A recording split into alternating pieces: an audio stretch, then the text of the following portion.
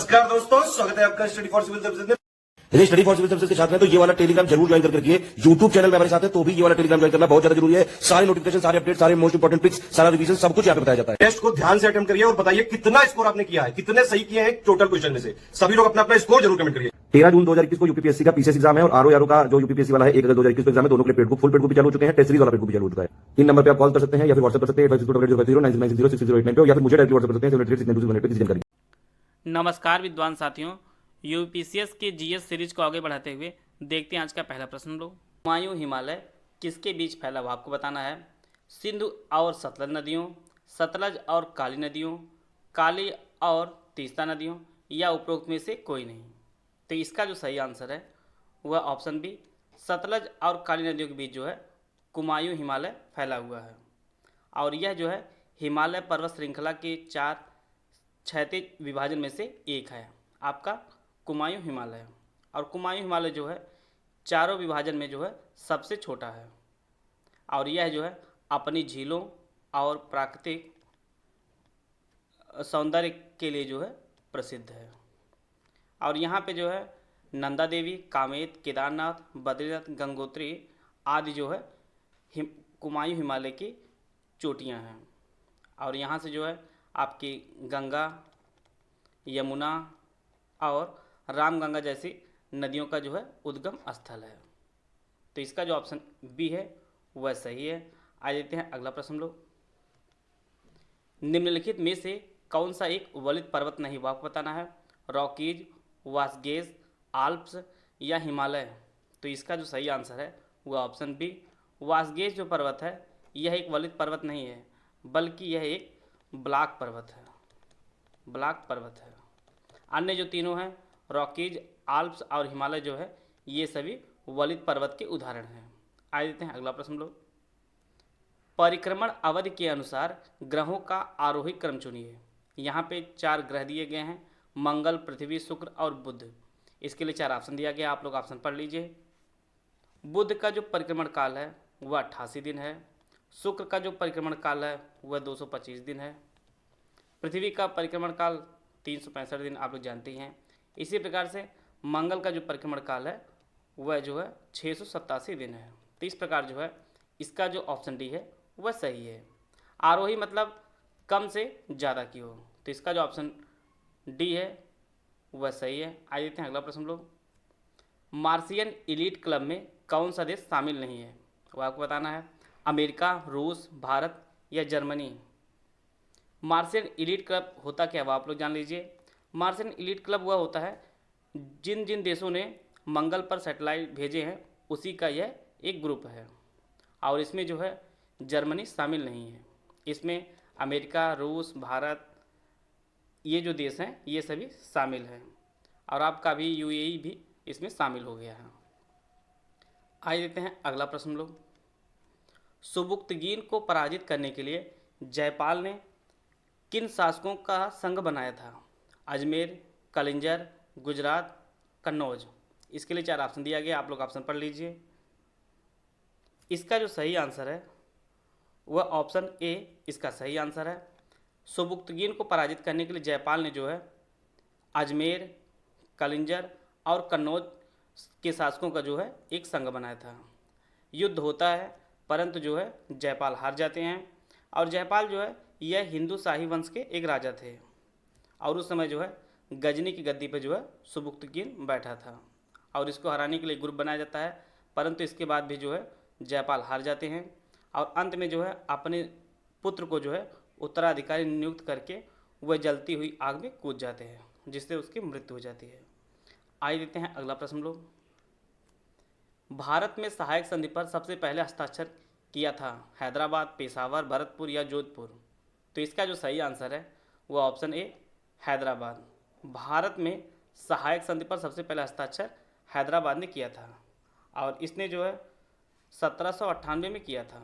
और भारत में सहायक संधि लागू करने वाला जो गवर्नर था वह लॉर्ड वेलेस्ली था।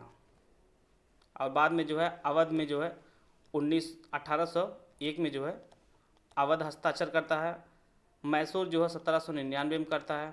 इसी प्रकार से सिंधिया जो हैं वह 1804 में करते हैं। तो सबसे पहले जो है हैदराबाद ने सहायक संधि पर हस्ताक्षर किया था, हैदराबाद के निजाम ने। आज देखते हैं अगला प्रश्न लोग। भारत की संचित निधि पर भारित व्यय में शामिल है, वो आपको बताना है। 3 यहाँ पे पॉइंट दिए हुए हैं। उच्च न्यायालय के न्यायाधीशों की पेंशन, संघ लोक सेवा आयोग के अध्यक्ष का वेतन, उच्च न्यायालय के न्यायाधीशों का वेतन। इसके लिए 4 ऑप्शन दिया गया है, केवल 1 और 2, केवल 2 और 3, केवल 1 और 3 या उपरोक्त सभी। तो इसका जो सही आंसर है वह ऑप्शन ए इसका सही आंसर है। भारत के संचित निधि पर भारित जो व्यय है उसमें उच्च न्यायालय के न्यायाधीशों की पेंशन शामिल है और संघ लोक सेवा आयोग के अध्यक्ष का वेतन शामिल है। उसमें जो है उच्च न्यायालय के न्यायाधीशों का वेतन शामिल नहीं है। उच्च न्यायालय के जो न्यायाधीशों का जो वेतन होता है वह जो है राज्य निधि से दिया जाता है। तो इसका जो ऑप्शन ए है वह सही है। आज देते हैं अगला प्रश्न लोग। पहले एशियाई ऑनलाइन शूटिंग चैंपियनशिप में सबसे अधिक पदक किस देश ने जीते हैं? जापान, चीन, ईरान या भारत? तो इसका जो सही आंसर है वो ऑप्शन डी भारत। पहले एशियाई ऑनलाइन शूटिंग चैंपियनशिप में जो है सबसे अधिक अपना भारत देश ने पदक जीते हैं। भारत ने जो कुल 4 गोल्ड मेडल जीते हैं, 2 सिल्वर जीते हैं और 5 जो है ब्रांज जीते हैं। टोटल जो है कुल 11 पदक जो है पहले एशियाई ऑनलाइन शूटिंग चैंपियनशिप में भारत ने जीते हैं। तो इसका जो सही आंसर है ऑप्शन डी सही है। आज देखते हैं अगला प्रश्न लोग। पृथ्वी की 6 बड़ी प्लेटों में शामिल है, वह आपको बताना है। अंटार्कटिका प्लेट, प्रशांत प्लेट, अरेबियन प्लेट। इसके लिए 4 ऑप्शन दिया गया है, केवल 1 2, केवल 1, केवल 1 2 या केवल 1 3। तो इसका जो सही आंसर है वह ऑप्शन सी केवल 1 और 2 जो है यह पृथ्वी की 6 बड़ी प्लेटों में शामिल है, अंटार्कटिका प्लेट और प्रशांत प्लेट। आप लोग 6 का नाम जान लीजिए। पहली जो है अमेरिकी प्लेट है, दूसरा अफ्रीकी, तीसरा जो है यूरेशियाई प्लेट है, चौथा जो है इंडो ऑस्ट्रेलियन प्लेट है, 5वीं जो है प्रशांत प्लेट है और 6ठी जो है अंटार्कटिका प्लेट है। तो यह जो तीसरा है यह 6 बड़ी प्लेटों में शामिल नहीं है। अरेबियन प्लेट जो है यह 6 बड़ी प्लेटों में शामिल नहीं है। तो इसका जो ऑप्शन सी है वह सही है। आज देखते हैं अगला प्रश्न लोग। IMF के SDR बास्केट में शामिल है यूरो, अमेरिकी डॉलर, पाउंड स्टर्लिंग, रुपया। इसके लिए 4 ऑप्शन दिया गया है, केवल 1 2, केवल 2 और 4, 1 2 3 या उपरोक्त सभी। तो इसका जो सही आंसर है वह ऑप्शन सी केवल 1 2 और 3 यह जो है IMF के SDR बास्केट में शामिल है। SDR क्या होता है उसका फुल फॉर्म जान लीजिए। SDR का मतलब होता है, जो फुल फॉर्म होता है स्पेशल ड्राइंग राइट, इसका जो है SDR का फुल फॉर्म होता है।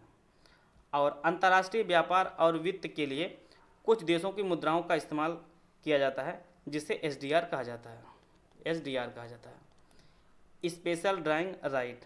और इसके अंतर्गत जो है आपका यूरो आता है, अमेरिकी डॉलर आता है, पाउंड स्टर्लिंग है, आपका चीन का जो है युआन है और इसी प्रकार से जो जापान का येन है, ये सभी जो है IMF के SDR में शामिल है।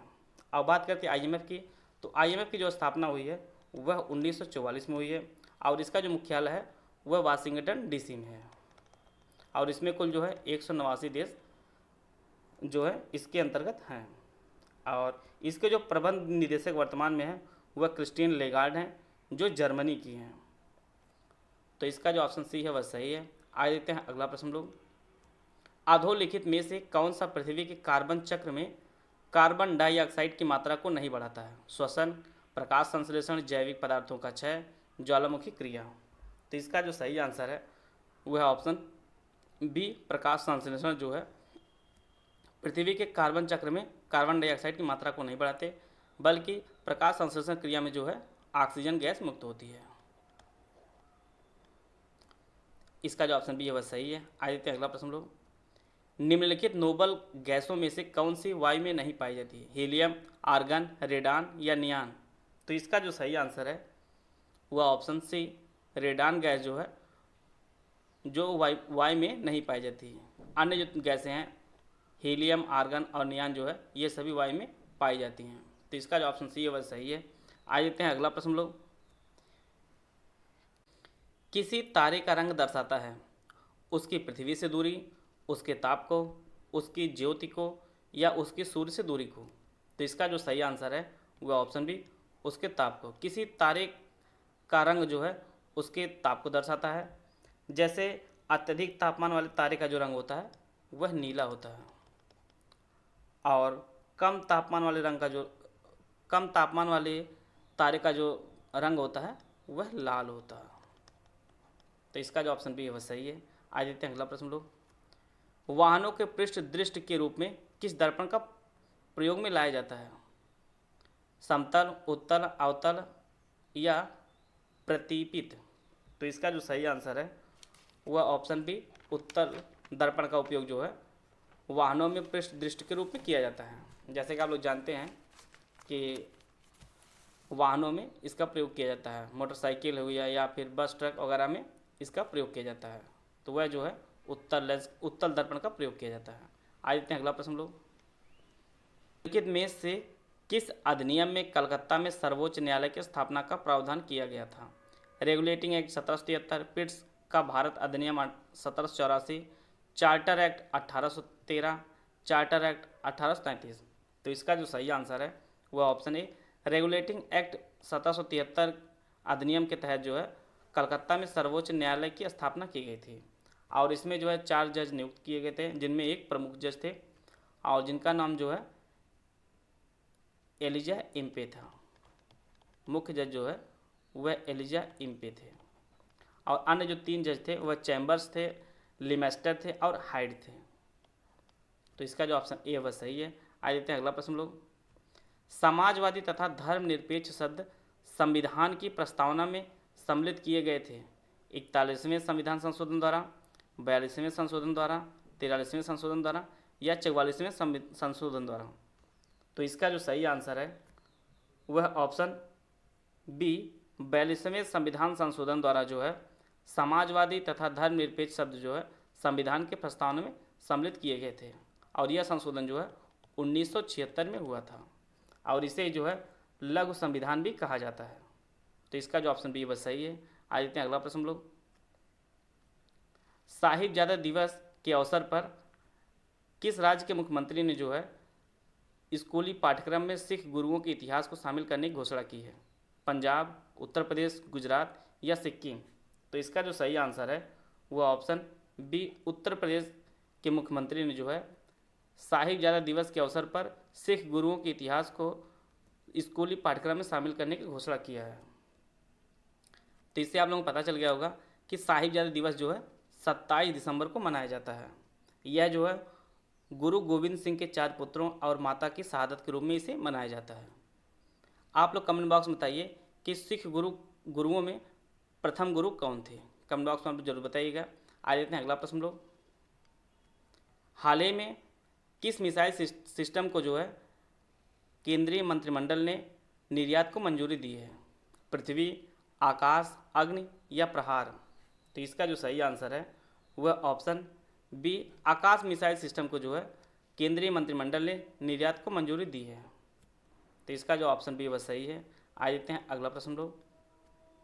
अंगमाली अजुथा सबरी रेल परियोजना का निर्माण किस राज्य में किया जाएगा? कर्नाटक, गुजरात, उत्तर प्रदेश या केरल। तो इसका जो सही आंसर है वह ऑप्शन डी, केरल में। अंगमाली अजुथा सबरी रेल परियोजना निर्माण जो है वह केरल राज्य में किया जाएगा, और इसकी जो कुल लेंथ है वह 111 किलोमीटर इसकी कुल लेंथ है। आज देखते हैं अगला प्रश्न लोग। 1 जनवरी 2020 को गैर स्थायी सदस्य के रूप में संयुक्त राष्ट्र सुरक्षा परिषद में भारत का कौन सा कार्यकाल शुरू हुआ है? 5वां, 6वां, 7वां या 8वां।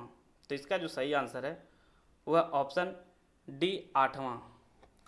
भारत संयुक्त राष्ट्र सुरक्षा परिषद में जो है 8वीं बार चुना गया है। पहली बार जो है भारत 1950 में चुना गया था, और 8वीं बार जो है कुल 192 वोट पड़े थे, जिसमें से 184 वोट जो है भारत के पक्ष में पड़े थे, और इस कार्यकाल को शुरू करने के लिए भारत को सिर्फ 128 वोटों की ज़रूरत थी।